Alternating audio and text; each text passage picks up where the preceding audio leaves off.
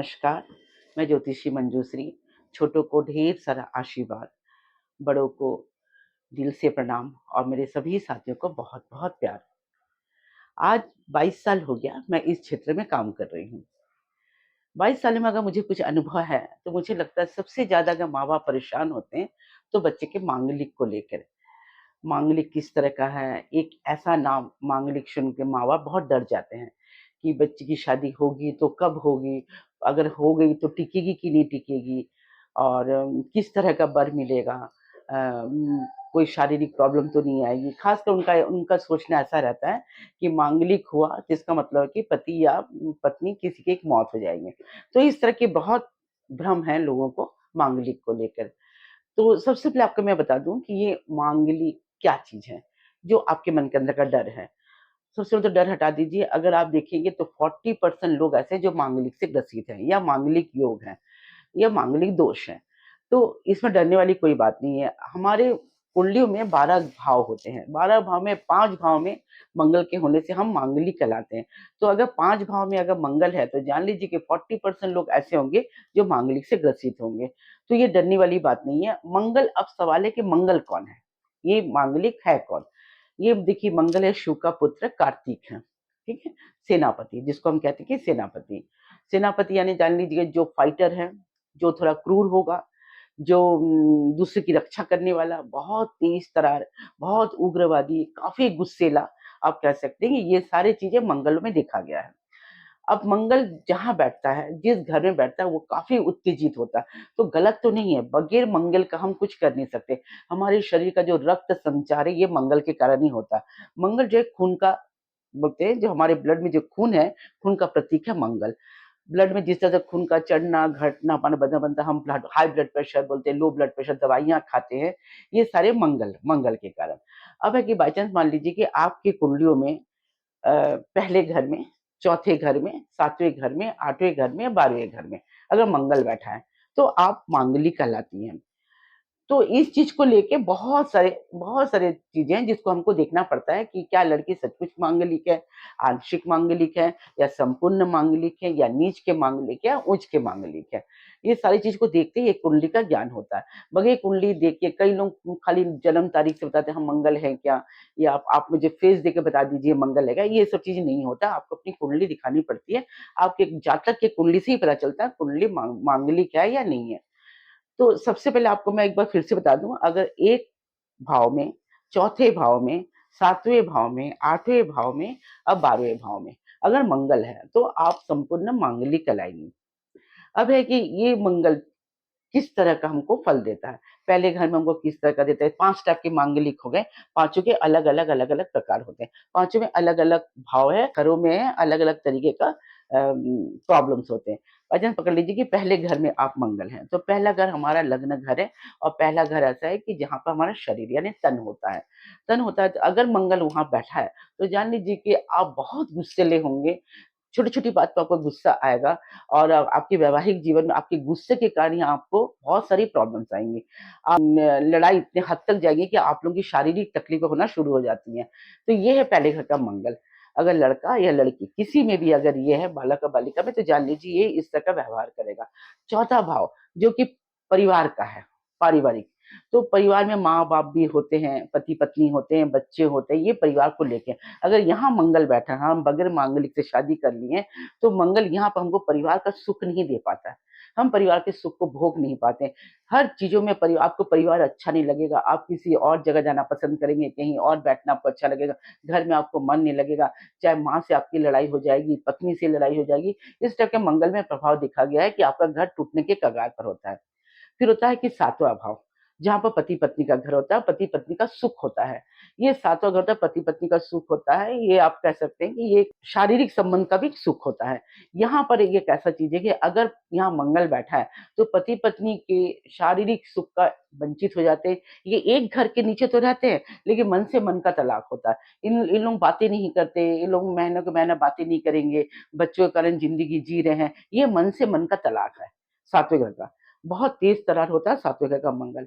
इसी तरह अगर आप आठवें घर कहते हैं कि मौत का घर होता है, तो लोगों को ऐसा लगता है कि आठवें घर में यानी कि मौत हो जाएगी। नहीं, मौत नहीं हो जाएगी, आयु में इफ़ेक्ट ज़रूर आता है। आठवें घर का अगर मंगल हुआ और अगर आप बगैर मांगलिक लड़की से शादी कर रहे हैं, तो प्रॉब्लम्स आती हैं। अगर कोई ये कहेगा कि नहीं मांगलिक से प्रॉब्लम आती नहीं, नहीं ऐसा नहीं। मैंने 22 साल काम करके मैंने देख लिया, मंगल में प्रॉब्लम्स हैं, बहुत सारी प्रॉब्लम्स होती हैं। अगर हम ऐसी किसी लड़की से शादी करें जो मंगल को ना तो तोड़ कर पा रहा है, ना ही वो मंगल मांगलिक नहीं है, ना? तो इन लोगों को प्रॉब्लम्स आती हैं। अब है कि आठवें घर में आपको मैंने कहा कि यहाँ आयु का घर है, यहाँ पे भी बहुत सारे प्रॉब्लम्स आते हैं। अब है 12वाँ घर, 12वें भाव के अगर आप मंगल है, तो जान लीजिए ऐसे जातक है सैया घर बोलते हैं ना कि सोने वाला।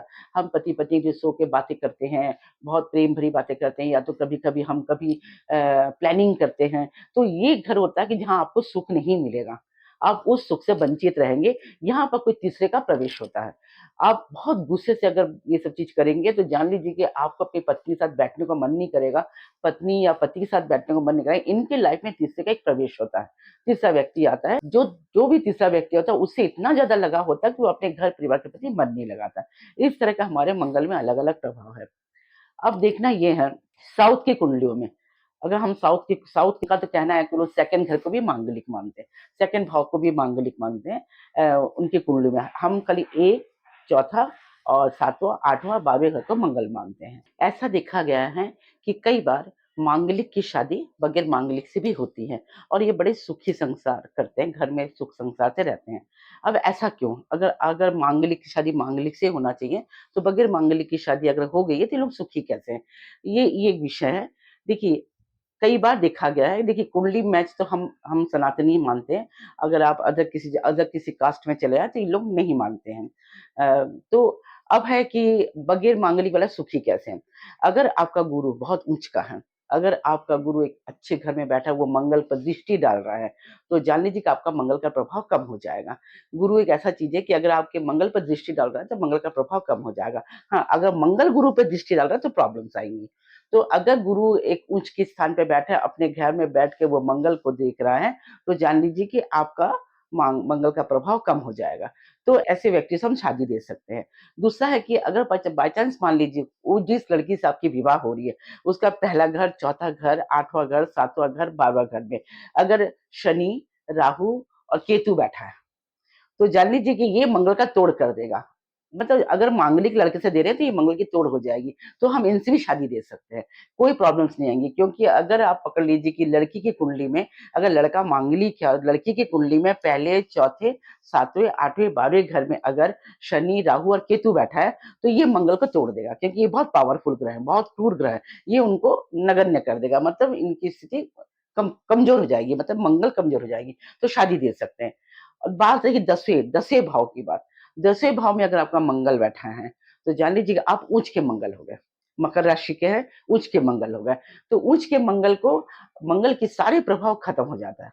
10वें भाव में अगर मंगल बैठा है और उच्च का है और मकर राशि पर है, तो जान लीजिए कि आपके मंगल के प्रभाव नगण्य हो गया, कोई दिक्कत नहीं होगी, आप उनसे शादी दे सकते हैं।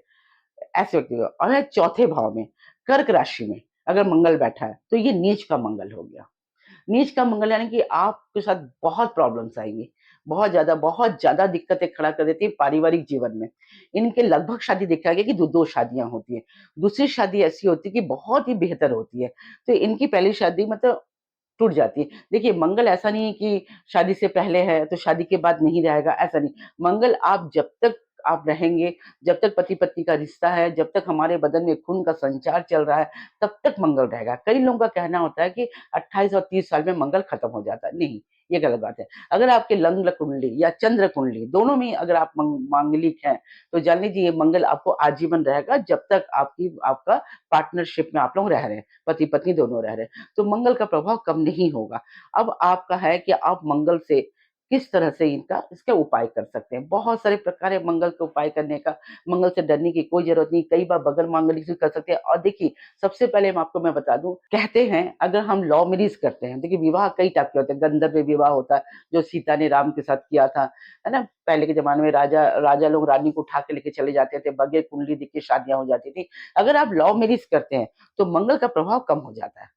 लव मैरिज में मंगल का प्रभाव क्यों होता है? क्योंकि प्यार प्यार को सबसे ऊपर स्थान दिया गया।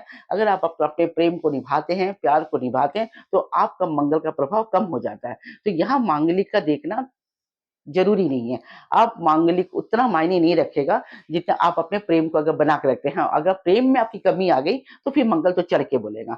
तो आप अगर प्रेम विवाह कर रहे हैं और आपने कुंडली नहीं देखी है, एक-दूसरे के साथ भाग के शादी कर ली या कहीं जाके शादी कर ली है। हाँ, माँ-बाप अगर उस शादी में आपके साथ रुके हुए हैं, माँ-बाप आपको शादी दे रहे हैं, आपके लव मैरिज तो वो फिर वो शादी गंधर्व या इस टाइप की शादी नहीं कहलाएगी, लव मैरिज नहीं कहलाएगी। ये सेटल शादी जैसे हो जाएगा कि हमने किसी को पसंद किया, प्रेम किया, माँ-बाप ने आके शादी दिया।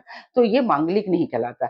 मांगलिक कहलाने के लिए आपको लव मैरिज करना है, यानी खुद जाके आपने शादी करी है, प्रेम के साथ करी है। प्रेम का स्थान सबसे ऊपर है, इसलिए कोई डरने वाली बात नहीं है। अगर आपने प्रेम विवाह किया तो मंगल का प्रभाव थोड़ा कम हो जाएगा। ये चीज़ का ध्यान रखें। जिन लोग लव मैरिज करते हैं, उन लोग मंगल से थोड़ा बच सकते हैं।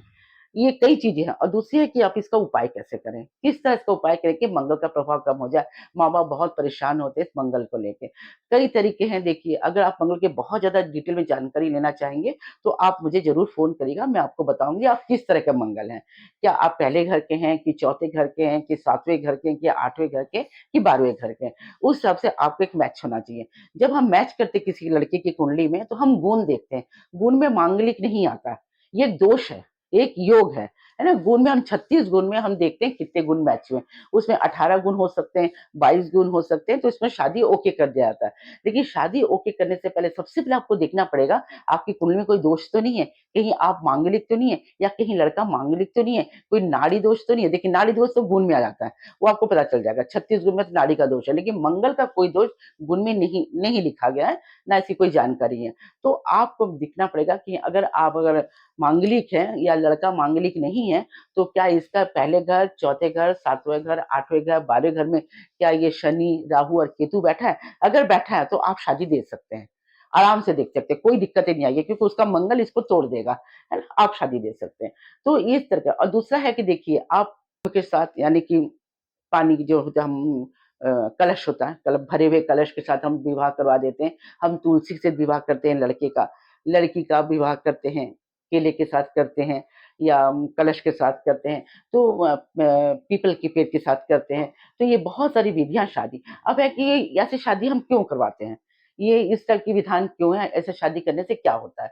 अगर हम इस तरह की शादियाँ करते हैं, जो लड़की मांगलिक है, अगर हम इस विधि से कर देते हैं, तो जितनी भी उसके ऊपर जो मंगल का जो नकारात्मक एनर्जी है, हम उसको शादी करके मिलान पति-पत्नी का एक मिलान होता है ना, एक विवाह करने का मतलब देखिए, ये टोटली विवाह के रीति-रिवाज से होता है। पंडाल लगती है, विवाह का पूरी रीति-रिवाज होती है, मंत्र का उच्चारण होता है शादियों का, करके आपके साथ विवाह कर दी जाती है उस कलश के साथ या वो तुलसी पेड़ के साथ, है ना? विवाह करने से कि आपकी जितनी भी नकारात्मक एनर्जी है, उनको दे दिया जाता है, मतलब वो ले लेती है। अब आप जब विवाह करती हैं किसी और के साथ, तो आपको ये सारी प्रॉब्लम्स नहीं आएँगी। इस तरह की दिक्कतें आपको कभी नहीं आएँगी। तो मांगलिक का सबसे बड़ा डर होता है कि क्या मेरी शादी टिकेगी या पति मेरे साथ टिक पाएगा या मेरे पति की आयु कम तो नहीं हो जाएगी? इस तरह की बहुत सारी दुविधा लोगों के मन में रहता है। तो इस तरह की दुविधा आप मत लीजिए। मैं आपको बता दूँ जो मांगलिक लड़कियाँ, लड़के हैं, ये बहुत इंटेलिजेंट होते हैं और ये बहुत जोशीले होते हैं। ये अपने लाइफ में बहुत कुछ करना चाहते हैं। अगर आप इनसे मिलेंगे तो आपको लगेगा ये अपने जोश में बहुत काम कर मंगल अगर नहीं रहा हमारे साथ, तो हम शून्य हैं। मंगल को होना बहुत ज़रूरी है। मतलब लोग कहते हैं ना कि खून का खौलना, ये वो मंगल है। मेरा खून खौल रहा है, वो मंगल तब मंगल बंद हो जाता है। तो मंगल को बताना मंगल बहुत तेज हो गया, तो उस तेज को आपको कंट्रोल करना है। ये कर सकते हैं हम। दूसरा बजरंगबली मंदिर जाइए। आप तिल का तेल या चमेली का तेल लेके जाइए या भगवान जी को अपना चोला पहनाइए। लड़के लोग हो तो लोग चोला पहनाइए, वहाँ बैठ के आप हनुमान जी का पाठ कर सकते हैं। भजन कीर्तन कर सकते हैं वहाँ बैठ के और आप चाहें तो चंडी का पाठ कर सकते हैं।